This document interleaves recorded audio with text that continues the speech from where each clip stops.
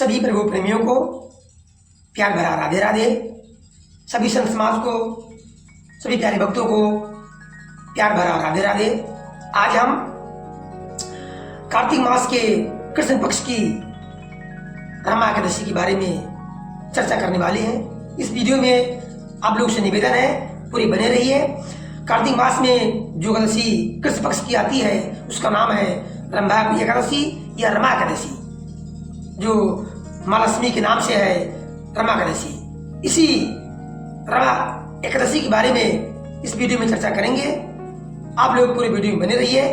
इसकी कथा क्या है, कब व्रत रहना है, 28 को या 27 को या 29 को, क्योंकि हमेशा ये दुविधा आ जाती है। जब आती है एकादशी तो 2 हो जाता है, तो हमें क्या रहना है, 28 अक्टूबर को रहना है या फिर 27 को या फिर 29 अक्टूबर को रहना है। तो आइए जानकारी प्राप्त करते हैं। आपसे निवेदन इतना ही है कि पूरी कथा आप सुनिए।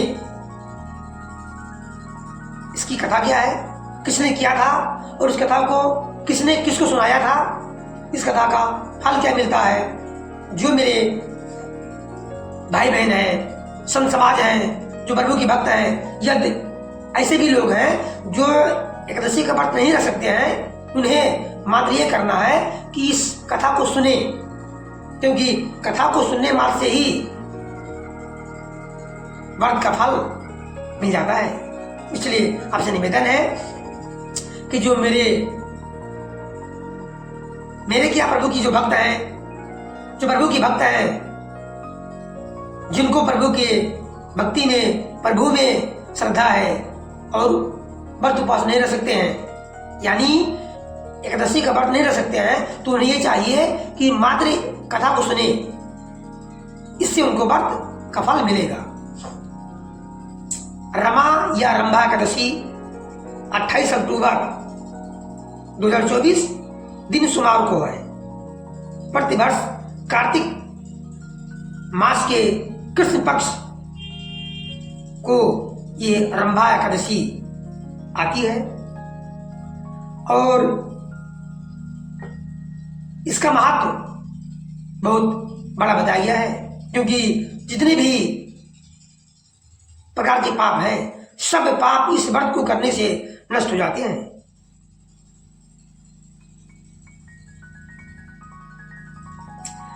कार्तिक कृष्ण एकादशी रविवार 27 अक्टूबर को सुबह 5:23 से शुरू होगी और 28 अक्टूबर को सुबह 7:50 तक रहेगी।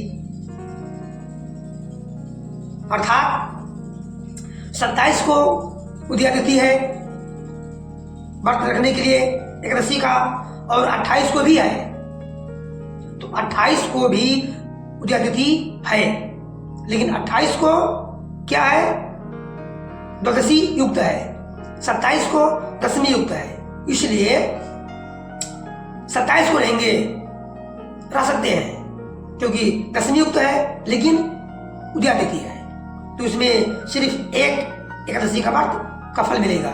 लेकिन यदि आप 28 अगस्त दिन सोमवार को रहते हैं रमा एकादशी का व्रत, तो इस एक रमा एकादशी का व्रत करने से आपको 26 एकादशी व्रत का फल मिलेगा। इसलिए आप सभी से निवेदन है कि 28 अगस्त दिन सोमवार को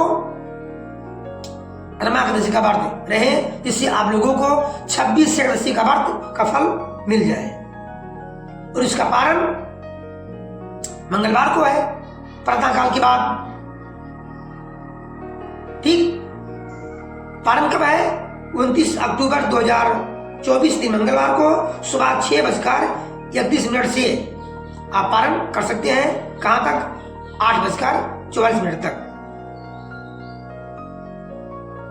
आइए अब सुनते हैं रमा या रंभा एकादशी का व्रत कथा, जिसको सुनने मात्र से ही, व्रत ना रहिए, सिर्फ कथा सुनने से क्या होता है, पूरे व्रत का फल मिल जाता है। तो फिर मैं कह रहा हूं,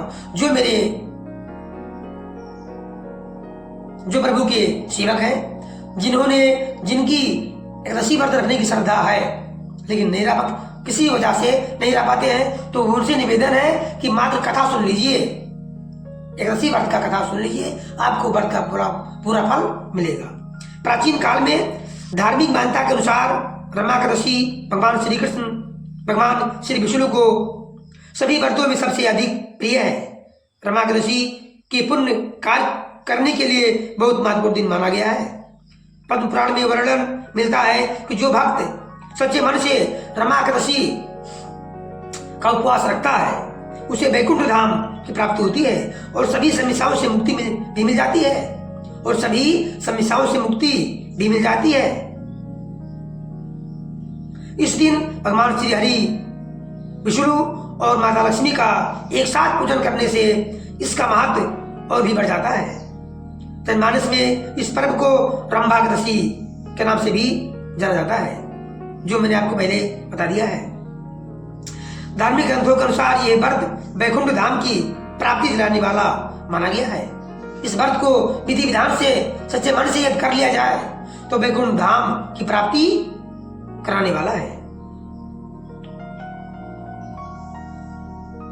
हिंदू धर्म में इससे सबसे शुभ और महत्वपूर्ण एकादशी माना गया है, क्योंकि यह कार्तिक कृष्ण पक्ष एकादशी यानी दीपावली के 4 दिन पहले पड़ती है। पौराणिक ग्रंथों के अनुसार भगवान श्री कृष्ण ने रमा एकादशी के बारे में धर्मराज युधिष्ठिर से कहा था। इस एकादशी कथा को सच्चे मन से व्रत करने से, सुनने से वाजपेयी यज्ञ के बराबर फल मिलता है। रंभा एकादशी व्रत की पौराणिक कथा के अनुसार प्राचीन काल में एक मुचकुंद नाम का राजा रहता था और उसकी इंद्र के साथ बड़ी मित्रता थी, दोस्ती थी और साथ ही यम, कुबेर, वरुण और विभीषण भी उसके मित्र थे। ये राजा बड़ा धर्मात्मा, विष्णु भक्त और न्याय के साथ राज करता था। उस राजा की एक कन्या थी जिसका नाम था चंद्रभागा। क्या नाम था? चंद्रभागा। उस कन्या का विवाह चंद्रसेन के पुत्र शोभन के साथ हुआ था। किसके साथ? चंद्रसेन के पुत्र शोभन के साथ हुआ था। एक समय वह शोभन ससुराल आया। उन्हीं दिनों जल्दी ही पुण्यदायिनी एकादशी रमा भी आने वाली थी। जब व्रत का दिन समीप आ गया तो चंद्रभागा के मन में ये सोच उत्पन्न हुआ कि मेरे पति अत्यंत दुर्बल है और मेरे पिता की आज्ञा अति कठोर है, क्योंकि मुचकुंद के राज में ऐसा नियम था कि जब भी एकादशी आती थी सब बूढ़े बुजुर्ग, युवा, बच्चे, यहाँ तक कि पशुओं को भी उस दिन भोजन नहीं मिलता था। अर्थात सभी लोग एकादशी का व्रत उपवास रखते थे। तो इत्तेफाक से संयोगवश चंद्रभागा का पति शोभन भी उस समय उसके मायके में था, यानी शोभन अपने ससुराल में था और रमा एकादशी आ गई। क्योंकि उसका शरीर क्या था? दुर्बल था, उसमें उपवास करने की शक्ति नहीं थी। इसलिए दशमी को राजा ने ढोल बजाकर सारे राज्य में घोषणा करवा दी कि एकादशी के दिन किसी को भोजन नहीं करना है। इत्तेफाक से शोभन भी अपने ससुराल में था। ढोल की घोषणा सुनते ही शोभन को अत्यधिक चिंता हुई। उसने अपनी पत्नी से कहा, हे प्रिय, अब हमें क्या करना चाहिए? मैं किसी भी प्रकार से भूख सहन नहीं कर सकता। ऐसा उपाय बताओ जिससे मेरे प्राण बच सके, अन्यथा मेरे प्राण अवश्य चले जाएंगे। चंद्रभागा यानी शोभन की पत्नी ने कहा, हे स्वामी, मेरे पिता के राज्य में एकादशी के दिन कोई भी भोजन नहीं करता। हाथी, घोड़ा, ऊंट, बिल्ली, गो आदि भी तृण, अन्न, जल आदि ग्रहण नहीं कर सकते। फिर मनुष्य का तो कहना ही क्या है। यदि आप भोजन करना चाहते हैं तो किसी दूसरे स्थान पर चले जाइए। इस प्रकार चंद्रभागा ने अपनी पति शोभन से कहा। क्योंकि यदि आप यही रहना चाहते हैं तो आपको अवश्य व्रत करना पड़ेगा। ऐसा सुनकर शोभन कहने लगा, हे प्रिय, मैं व्रत अवश्य करूंगा, जो भाग में होगा वो देखा जाएगा। इस प्रकार से विचार कर शोभन ने व्रत रख लिया और वो भूख प्यास से अत्यंत पीड़ित होने लगा। जब सूर्य नारायण अस्त हो गए और रात्रि को जागरण का समय आया तो वैष्णव को अत्यंत हर्ष देने वाला था, परंतु शोभन के लिए अत्यंत दुखदायी था। प्रातःकाल होते शोभन के प्राण निकल गए। तब राजा ने सुगंधित काष्ठ से उसका दाह संस्कार करवाया। सुगंधित काष्ठ से उसका दाह संस्कार करवाया, परंतु चंद्रभागा ने अपने पिता की आज्ञा से अपने शरीर को दग्ध नहीं किया और शोभन की अंत्येष्टि क्रिया के बाद अपने पिता के घर में ही रहने लगी। रमाकृषि के प्रभाव से शोभन को मंदराचल पर्वत पर धन धान से युक्त तथा शत्रु से रहित एक सुंदर द्वीप प्राप्त हुआ। अत्यंत सुंदर रत्न और वैदूर मणि जटित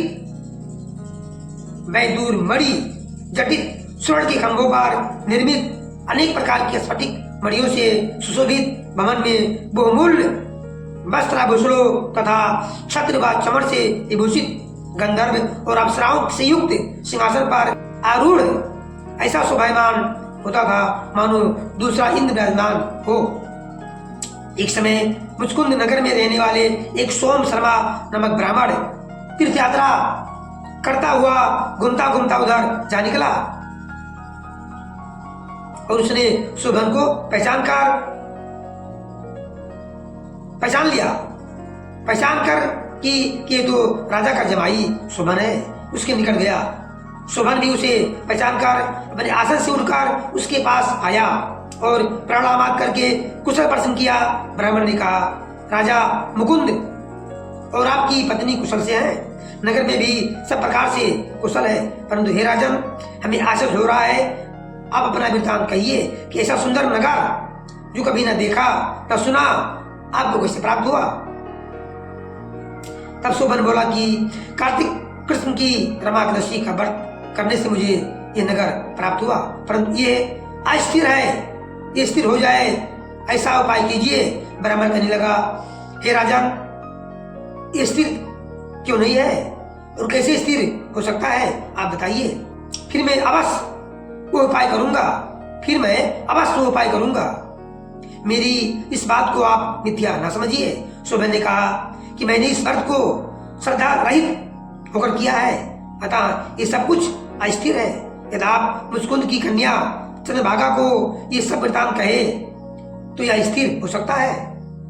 ऐसा सुनकर उस श्रेष्ठ ब्राह्मण ने अपने नगर लौटकर चंद्रभागा से सब वृत्तांत का सुनाया।